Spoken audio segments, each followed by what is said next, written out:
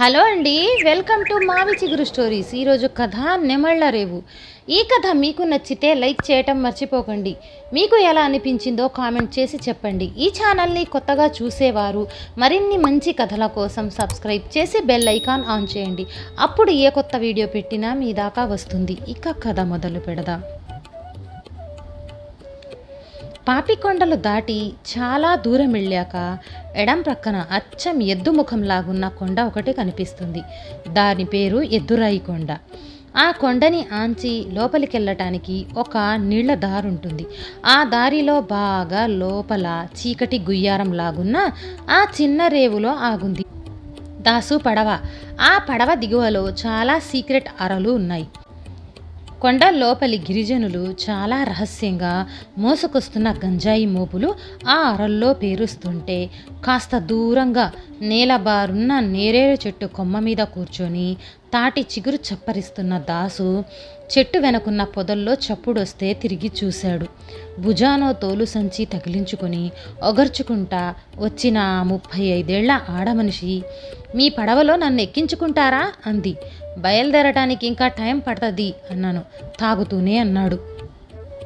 పర్లేదు, బయలుదేరేటప్పుడు వస్తాను అనేసి చుట్టూ చూసుకుంటా జీడి మామిడి చెట్ల వెనుకున్న చీకట్లోకి వెళ్ళిపోతుంటే ఎక్కడ దిగాలి అన్నాడు దాసు. నెమళ్ళ రేవు. ఈ గోదాట్లో ఆ పేరున్న రేవుందా? ఇన్నేళ్ల నా సర్వీసులో ఎప్పుడూ వినలేదే. ఎక్కడుందది? పడవెక్కాక చూపిస్తాను అంటా భుజం మీద నుంచి జారిపోతున్న సంచిని సర్దుకుంటున్న ఆ మనిషినే చూస్తున్న దాసు. అలా వెనక్కి వెనక్కి చూస్తున్నావు? ఎవరైనా తరుముగుంటా వస్తున్నారా నిన్ను అన్నాడు. కంగారు పడ్డ ఆ మనిషి లేదు లేదు అంది. భుజానున్న ఆ సంచిలో ఏముందో? నా సామాన్లు. నీ పేరేంటి? మేరీ తనుజ. అయితే పడవ బయలుదేరేటప్పుడు వస్తానులే అంటా ఆ నేరేడు చెట్టు వెనకున్న పదుల్లోకి వెళ్ళిపోతుంటే ఆ మనిషినే చూస్తున్న దాసుకి తాగింది కొంచెం దిగింది.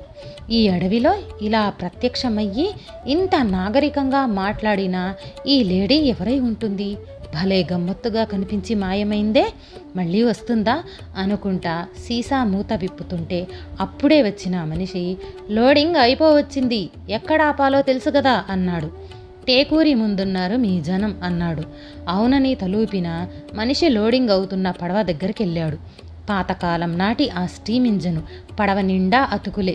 దాని మధ్యలో బొగ్గుల పొయ్యి, దాని మీదున్న ఆ పెద్ద రాగి బాయిలర్కి ఎక్కడికక్కడ పత్తికట్లు, అందులో తయారైన స్టీము, వెల్డింగులు, అతుకులున్న ఆ గొట్టం ద్వారా ఇంజన్లోకి వస్తే చాలా పెద్ద గోల చేస్తా తిరిగే ఆ సీలింగ్ ఫిస్టిల్ ఇంజన్ ద్వారా పడవలోకి అడుగునున్న 3 రెక్కల పంకా తిరగటం వల్ల ముందుకు నడుస్తుంది పడవ.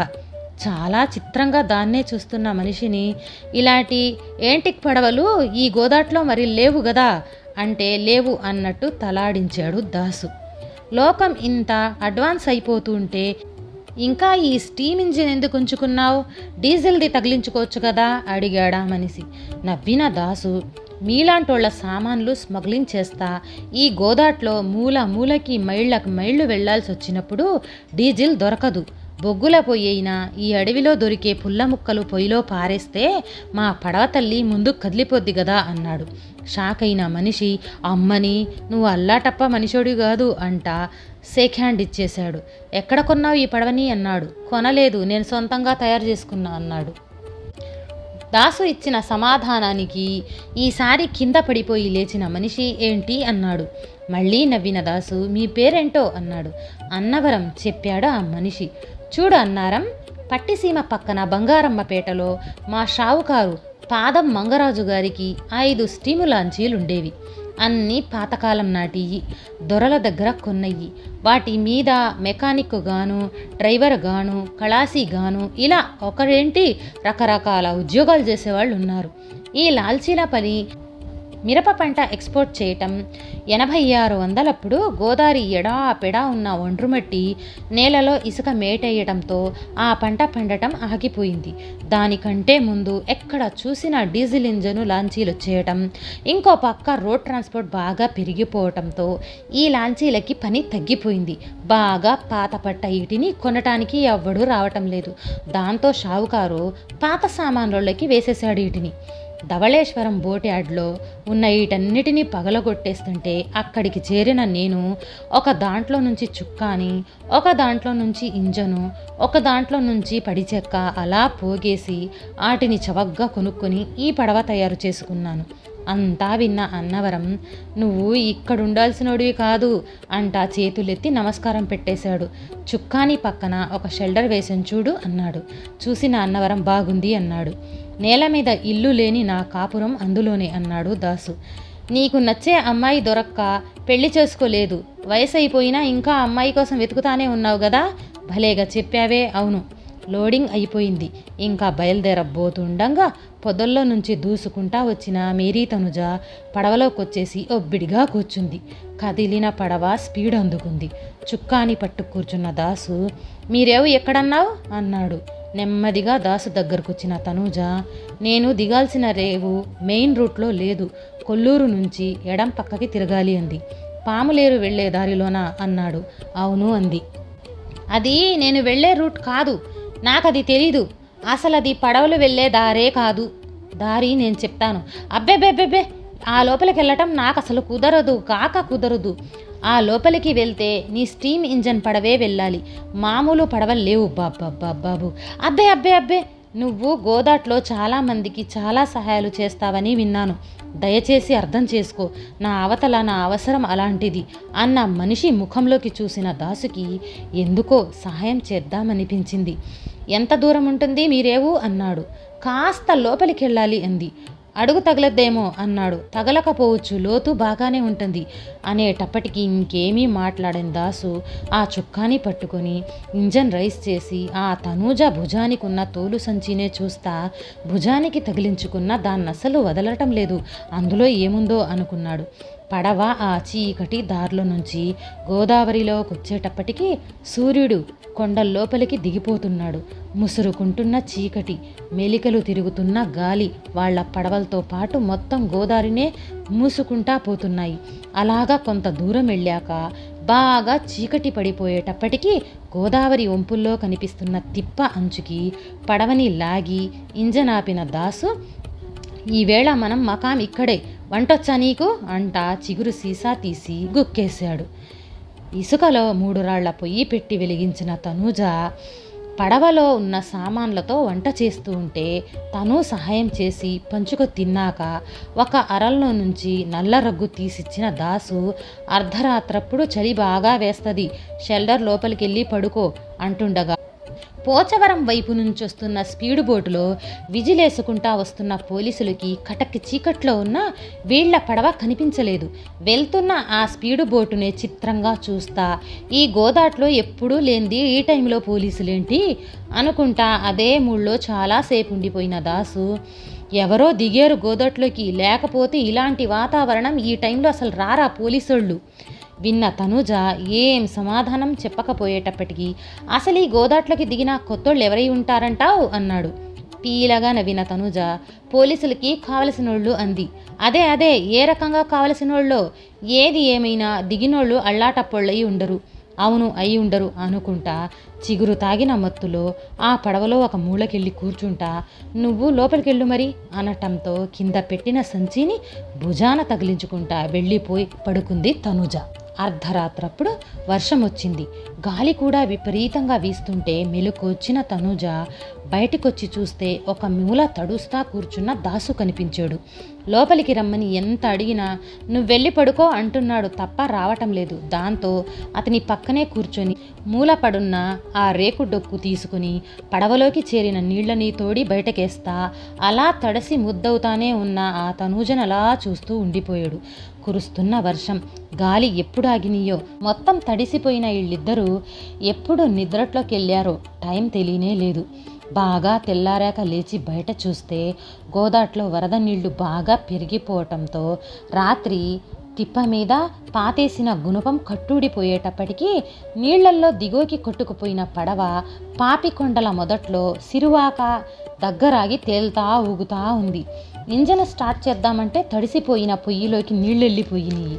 బొగ్గులు కానీ పుల్లలు కానీ లేవు. దాంతో పడవని ఒడ్డుకి లాగి కట్టేసి చిన్న గొడ్డలి తీసుకుని దిగి కొండ ఎక్కుతుంటే వెనకాలే తనూజ కూడా వచ్చింది. కొండ పైకెక్కాక ఆ అడవిలో పుల్లలు కొడదామని చూస్తే ఎండిపోయిన చెట్లన్నీ రాత్రి వర్షానికి తడిసిపోయి ఉన్నాయి. ఎలాగా అని ఆలోచిస్తుంటే ఒక ఆడమనిషి పోలికేకలు వినిపించినాయి. కంగారు పడ్డ ఇద్దరు ఎక్కడి నుంచని చూస్తా వెతుకుతుంటే ఎగువలో ఉన్న ఆ పెద్ద పనస చెట్టు వెనకాల కనిపించిందా చిన్న పాక. పరిగెట్టుకుంటా అక్కడికొచ్చేటప్పటికి ఆ పాక ముందు నిలబడ్డ ఓ 25 ఏళ్ల కుర్రాడు బిక్కుబిక్కుమంటా చూస్తున్నాడు. లోపల అతని భార్య ప్రసవం వాక అవస్థపడుతుంది. వాళ్ళ గుడ్డి మామ తప్ప అక్కడెవ్వరూ లేరంట. దూసుకుంటా లోపలికెళ్ళిన తనూజ చాలాసేపు కాన్పురాని ఆ మనిషికి సేవలు చేస్తా అక్కడే ఉండిపోవలసి వచ్చింది. చకచకా అన్నీ చేసేస్తున్న ఆ తనూజనే చూస్తున్నాడు దాసు. డెలివరీ అయ్యింది. బిడ్డకి స్నానం అది చేయించి వాళ్ళింటి వెనక సంతలో అమ్ముకుందామని ఉంచుకున్న బొగ్గుల బస్తాల్లో నుంచి ఒకటి లాగేస్తే దాన్ని నెత్తిమీద పెట్టుకుంటా మరి 10 మంది దాసుతో, భుజానికున్న నీ సంచిని ఏం మోస్తావు, నాకివ్వు కాసేపు అన్నాడు. పర్లేదులే అని నవ్వేస్తుంటే ఏంటో సీక్రెటు ఏదో ఉంది అందులో అనుకుంటా నడుస్తున్న దాసు కాల్లో కసక్మని ముళ్ళు దిగటంతో కుంటుకుంటా నడవటం మొదలెట్టాడు. కదిలిన పడవ చుక్కాని పట్టుకుని కూర్చున్న దాసు దగ్గరకొచ్చిన తనూజ తన మెడ తాడులో ఉన్న సూది పిన్నీసు తీసి అతని అరికాలులో దిగిన ముళ్ళు తీస్తుంటే చాలా సైతిగా ఉంది దాసుకి. మధ్యాహ్నమైన పగలే చీకటిగా ఉంది. ఒకటే చలిగాలి. వరద నీరు బాగా పెరిగిపోవటంతో గోదావరిలో ట్రాఫిక్ ఆగిపోయింది. వెళ్తున్న పడవల్లో ఒక మూల కూర్చున్న తనూజ ఒళ్ళో ఉన్న తోలు సంచిని చూస్తా సీసాలో చిగురు మింగుతా ఉండగా కొల్లూరొచ్చింది. పడవలోని అసలు గోదావరిలోంచి కుడిపక్కకి మళ్లించిన దాసు ముందుకెళ్తే వచ్చేది ఏ ఊరు అన్నాడు. కొమ్మునూరు అంది తనూజ. కాసేపయ్యింది. తనూజ చెప్పిన కొమ్మునూరు, దాని తర్వాత తేనెల మామిడి అన్న రేవు దాటాక పడవ మరీ ముందుకి కదలటం లేదు. ఏంటా అని చూస్తే కింద పంకారెక్క విరిగిపోయింది. దాంతో పడవని ఒడ్డుకు కట్టేసి లోపలున్న గోనె సంచిలో సామాన్లు బయటికి తీసి కమ్మరి కొలుం పెట్టాడు. ఆ ఫ్యాను కొత్త రెక్కని తయారు చేసే పనిలో ఉన్న దాసుకి ఒక పక్క నుంచి కొలుంలోకి గాలి కొడతా ఇంకో పక్క సమ్మెట పోటేస్తా మగోడి కంటే ఎక్కువ కష్టపడుతుంది తనుజ. ఆ మనిషినే చూస్తున్న దాసు ఇలాంటి మనిషి జీవితంలోకి వస్తే ఎన్ని అద్భుతాలు చేయొచ్చో అని అనుకుంటూ ఉండగా వచ్చాగిన స్పీడ్ బోట్లో నుంచి దిగిన పోలీసులను చూసి కంగారు పడిపోయాడు. దాసు రెక్కట్టుకున్న ఇన్స్పెక్టర్, ఈ పాతకాలం పడవలో ఈ అడవి లోపలేం చేస్తుంటావురా అన్నాడు.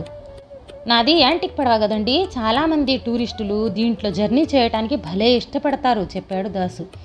ఈ మారుమూలకి ఏ టూరిస్టుని తీసుకొచ్చావరా గదమాయించాడు ఇన్స్పెక్టర్. ఎవరిని తీసుకురాలేదు సారు. సరిగ్గా చెప్పరా, ఎవరినైనా లేడీని ఎక్కించుకొని వచ్చావా? ఆడంతలా అదిరేలా అరిచాడు ఆ పోలీసుడు. ఎవరిని తీసుకురాలేదండి. మరి మారుమూలకి ఎందుకు వచ్చావు? పండల మద్దూరు అనే మా అత్తగారి ఊరు ఈ లోపలే. ఎంత దూరం? నడుచుకుంటా వెళ్ళాలి. 15 మైళ్ళు వెళదామంటే పదండి. మళ్ళీ లేడీ మీదకొచ్చింది టాపిక్. ఎవరైనా లేడీ ఎక్కిందా అని పోలీస్ అడిగిన దానికి తడుమోకోకుండా చాలా గట్టిగానే చెప్తున్నాడు సమాధానాలు. వాళ్ళు ఎన్ని రకాలుగా అడిగినా ఎన్ని భేతాళ ప్రశ్నలు వేసినా తడుమోకోకుండా చెప్తున్నాడు దాసు. అయితే వాళ్ళకి కావలసిన ఇన్ఫర్మేషన్ దొరకటం లేదు. దాంతో వచ్చిన స్పీడ్ బోటుని వెనక్కి తిప్పమన్నారు. బోటు బాగా దూరం అయ్యాక పొదల వెనక నుంచి తన తోలు సంచితో బయటకు వచ్చిన తనూజని చూసి, ఆ పోలీసులు వచ్చినప్పుడు ఎక్కడికి వెళ్ళావు అన్నాడు. లోపలికేలే గాని ఏమంటారాళ్ళు అంది తనూజ. ఆడమనిషి కింద అంట చాలా ఆరాలు తీశారు. వాళ్ళు అడిగింది నీ గురించే కదా, నేనేం చెప్పలేదులే అన్నాడు. చెప్పాల్సింది అని నవ్వింది. చెబితే గొడవ మామూలుగా ఉండదు కదా. అవును, ఏదన్నా దొంగతనం చేసి పారిపోయొచ్చావా నవ్వింది తనూజ. మర్డర్ లాంటిదేదో చేసుంటావు. కొంపదీసి నీ మొగుడిని కానీ వేసేసావా ఏంటి? అసలు ఈ సంచిలో ఏముంది? దీనికోసమే వచ్చారో ఏమో ఆ పోలీసులు అంటే నవ్వేసింది తప్ప ఏం మాట్లాడలేదు. చూస్తుంటే అలాంటి పనులు చేసే మనిషిలా కనిపించటం లేదు నువ్వు. మరి ఏం చేసి పారిపోయి వచ్చావు అంటుంటే చప్పుడు రాకుండా మళ్ళీ నవ్విందా మేరీ తనూజ. దాంతో సణుక్కుంటా పనిలోకి దిగిన దాసు తయారు చేసిన కొత్త ఫ్యాన్ రెక్కని అడుగున బిగించి బయటకొచ్చాక ఇంజన్ స్టార్ట్ చేద్దామంటే బొగ్గులైపోయినాయి. అడవి లోపలికెళ్ళి కొంత దూరం నడుచుకుంటా వెళ్ళే పదంటే 10 ఇళ్ళు, చిన్న ఊరు కనిపించింది ఇళ్ళకి. అయితే ఆ ఇళ్ల లోపల మనిషి అన్నవాడే లేడు. అడవి కోళ్ళు మట్టుకు మేస్తా కనిపించినాయి. ఇళ్లలో మనుషులు ఎక్కడికెళ్ళారా అనుకుంటా వెతుకుతా ముందుకెళ్తుంటే ఒక ఇంటి ముందు ఒక ముసల్ది ఏడుస్తా కనిపించింది. దగ్గరికెళ్ళిన వీళ్ళకి చెప్పింది తన కొడుకు కోడలు రోజు తన్ని కొడతా ఉంటారంట, తిండి పెట్టరంట, ఇవాళ కూడా ఏం పెట్టకుండా వేటకెళ్ళిపోయారంట. మిగతా పాకలో వాళ్ళంతా ఎక్కడికెళ్ళారు అని అడిగితే దాసు అడవిలో వేటకి అని చెప్పింది ఆ ముసల్ది. ఇద్దరూ కలిసి ఆ ముసల్దానికి వండి పెట్టేసరికి, ఎంత గొప్ప మొగుడు పెళ్ళారు మీరు, చూస్తుంటే ముచ్చటేస్తున్నారు, నా కొడుకు కోడలు మీలాగుంటే ఎంత బాగుండు అంటా మళ్ళీ ఏడుపు లంకించుకుంది. ఆ ముసల్దాన్ని ఊరుకోబెట్టి వాళ్ళ పాక వెనుకున్న బొగ్గుల బస్తాలో ఒకటి తీసుకుని బయలుదేరారు. స్పీడ్ అందుకున్న పడవ లేళ్లగరు అనే ప్రాంతం మలుపు తిరిగేటప్పటికి అమ్మయ్య అని తనూజ నిట్టూర్చటం చూసి, చాలా హుషారుగా ఉన్నావు, ఏంటి సంగతి, ఏమైంది అన్నాడు. ఏమీ లేదులే, సగం దూరం వచ్చేశాం అన్న ఆనందం అంది. షాక్ అయిపోయిన దాసు, ఏంటి నువ్వు దిగాల్సిన నెమ్మళ్ళ రేవు దగ్గరకు వెళ్ళాలంటే ఇంకా సగం దూరం ప్రయాణం చెయ్యాలా అంటూ ఉంటే, మరే అంటా నవ్వుతా తోలు సంచిని ఒళ్ళో పెట్టుకుంటా పడవలో ఊరిన నీళ్లని డబ్బాడు తోడి బయటకు పోస్తుంది. గోదావరి మహాప్రవాహంలోంచి విడిపోయి ఈ అడవిలో ప్రవహిస్తున్న ఈ పాయ వెడల్పు 40 అడుగుల లోపే. దీని మధ్యలో లబ్డబ్ లబ్డబ్ లబ్డబ్ చప్పుళ్ళు చేస్తా వెళ్తుంది పడవ. జుమ్ జుమ్ జుమ్ చప్పుళ్ళు చేస్తా వీస్తుంది చలిగాలి. ఎలుగుబంట్లు, అడవి పందుల అరుపులు దగ్గరలోంచి వినిపిస్తున్నాయి. చిక్కటి చీకటి దళసరిగా అలుముకుంటుంది. పడవలో కూర్చొని చుట్టూరా చూస్తున్న మేరీ తనుజ, ఈ రాత్రి ఇక్కడ ఉండిపోదాం అంది. పడవని ఒడ్డుకి లాగి దిగ్గొట్టిన గుణపానికి దాని తాడు కట్టేసిన దాసు చిగురు సీసా తీశాడు. తనూజ వంట చేస్తుంటే ఒక పక్క సహాయం చేస్తానే పొయ్యి దగ్గర కూర్చొని చిగురు తాగుతున్న దాసు చీకట్లో పొయ్యి వెలుగుకి సంబరపడతా వచ్చాగిని కుందేళ్ల గుంపుని చూస్తున్నాడు. అతన్నే చూస్తున్న తనూజ మాట్లాడినా అంది. ఏమన్నట్టు చూశాడు. మాట్లాడాక చివర్లో కోరిక కోరతాను, తీర్చాలి. సరే తీరుస్తాను అన్నాడు. పాత సామాన్లతో పడవ తయారు చేసిన తెలివైనోడివి. ఇలాంటి మారుమూలలోకొస్తే డీజిల్ ఇంజన్కి బదులుగా స్టీమ్ ఇంజనే కరెక్ట్ అని లోతైన ఆలోచన గలోడివి. నాలాంటోళ్ళకి సహాయపడే గొప్ప దయగలోడివి. అలాంటి గొప్పడివైన నువ్వు 10 కాలాలు బతకాలి. ఈ తాగుడు మానేస్తావా? ఇదే నా కోరిక. తాగట మాపి సీసాలోది పొయ్యిలో ఉలకపోసేటప్పటికీ భగ్గుమంట లేచిన మంటకి సంబరంగా గంతులేసినయి కుందేళ్ల గుంపు. మూసుకుపోయిన మబ్బులు కొంచెం కొంచెంగా విడిపోవటంతో గుండ్రంగా బయటకొచ్చాడు చంద్రుడు. చెట్ల ఆకుల మధ్యలో నుంచి కాంతి పొడలు నీళ్ల మీద పడుతుంటే జలకాలాడ్డం మొదలెట్టారిద్దరు. అలా నీళ్లలో ఆడతా ఆ కదిలే వెన్నెల మరకల్ని చూస్తున్న వాళ్ళ ఆనందం మామూలుగా లేదు. చాలాసేపు స్థానాలాడాక వండుకున్నది పంచుకొని తిన్నాక చలిగాలి పెరిగింది. ఇంతసేపు విడిపోయిన మబ్బులు ఇప్పుడు మళ్ళీ మూసుకుపోయినాయి. జంతువుల అరుపులు కూతలు బాగా పెరిగిపోయినాయి. చుట్టూ ఉన్న అడవికేసి ఆకాశం కేసి చూస్తా లోపలికెళ్ళి పడుకోబోయిన తనుజ, బయట మాత్రం వద్దు, నువ్వు లోపలికి రా అంది. తోలు సంచి తల కింద పెట్టుకుని సగం రగ్గు మాత్రమే తను కప్పుకొని మిగతాది పక్కనే పడుకున్న దాసు కుదిలేసింది. దాన్ని కప్పుకున్న దాసు తాగిన వాసన తనూజ ముక్కెక్కడ తగులుతుందోనని అటు పక్కకి తిరిగి పడుకున్నాడు. కానీ బాగా నిద్రలోకి వెళ్ళిపోయాక ఇటు పక్కకి తిరిగి చెయ్యి తనూజ మీద వేసి పడుకున్న వాడల్లా తెల్లారక ముందే మెలకు వచ్చి చూసుకొని సిగ్గుపడతా లేచి వెళ్ళిపోయాడు. పగలే పౌర్ణమి అంటే అదేనేమో. ఏ పక్క చూసినా ఆవిడే. మహావృక్షాలు, మామూలు చెట్లు, పొదలు, పాదుల మయమే ఒక చోట ఒక్కో రకం సువాసన. విరగబూసిన ఆకు సంపెంగ పువ్వులు, అడవి మల్లెలు ఇంకో చోట ఇంకో రకం సువాసన. చూస్తే చెట్టు నిండా కాసేసి మిగల మగ్గిపోయిన మామిడి పళ్ళు, అల్లా నేరేడు పళ్ళు, అడవి రేగుపళ్ళు, లేళ్ళు, నెమళ్ళు, కుందేళ్ళు, 1 కాదు 2 కాదు, రకరకాల జంతువులు, రకరకాల పక్షులు కలగలిసి తిరుగుతా ఆ రేవులోకొచ్చి వాలుతున్నాయి. అదే నెమళ్ళ రేవు. తనూజ చేసిన సైగకి ఆ చిన్ని రేవులో ఆపాడు పడవని. దిగిన ఆ మేరీ తనూజ తన తోలు సంచి పట్టుకుని వడ్డునున్న పెద్ద అల్లేరు నేడు చెట్టు వెనక్కి వెళ్ళిపోయింది. తన ఒంటి మీద చీర విప్పేసి ఆ తోలు సంచి జిప్ ఓపెన్ చేసి అందులో ఉన్న ఆలివ్ గ్రీన్ యూనిఫామ్ తీసి వేసుకుంది. సంచిలో విడివిడిగా ఉన్న ఆ 9 పార్టుల్ని ఒక్కొక్కటిగా బిగించుకుంటా వస్తే తయారైన AK-47 30 రౌండ్స్ మెషిన్ గన్ భుజానికి తగిలించుకుంది. లోపలింకా ఏదో చాలా ముఖ్యమైనది ఉన్న ఆ తోలు సంచి పట్టుకొని బయటకొచ్చిన మేరీ తనుజని చూశాడు దాసు. దాసునే చూస్తా నవ్వుతుంది తనుజ. తనుజనే చూస్తున్నాడు దాసు. అరణ్యం లోపలికి వెళ్ళబోతున్న తనుజతో నాతో పాటు బయటకు వచ్చేయొచ్చు గదా అన్నాడు దాసు. నవ్విన తనుజ, మేమే సమస్య, మేం బయటున్నా లోపలున్నా సమస్యే, లోపలికే వెళ్తాను అంది. నాతో జీవితం బాగోలేదా అన్నాడు దాసు. నా జీవితం కంటే మా జీవితమే ముఖ్యం, వెళ్తున్నాను అంటా ముందుకు కదిలి వెళ్తున్నదల్లా ఆగి వెనక్కొచ్చి లోపల అతి ముఖ్యమైంది ఏముందో మరి ఆ సంచినే చూపిస్తా. దీనికోసం ఈ బయట ప్రపంచంలోకి రాకపోతే నువ్వసలు పరిచయం అయ్యేవాడివే కాదు కదా, ముందు దీనికి థ్యాంక్స్ అంటా ఆ సంచిని ముద్దెట్టుకున్నాక నీతో గడిపిన ఈ 2 రోజులు మర్చిపోలేను. తీపి గురించి తెలుసు, దాని అసలు రుచి ఈ 2 రోజుల్లోనే తెలిసింది. సెలవు అంటా ఆ చీకటితో నిండిపోయిన మహారణ్యంలోకి జారిపోతున్న ఆ మేరీ తనుజనే చూస్తున్నాడు. అలా చూస్తున్న అతని చూపుల్లో ఒక వేదన ఉంది, ఒక ఆరాధన ఉంది, ఇంకా రాయటానికి వీలు కానిదేదో ఉంది. ఈ కథ నచ్చితే లైక్, షేర్ చేసి తప్పకుండా సబ్స్క్రైబ్ చేయండి.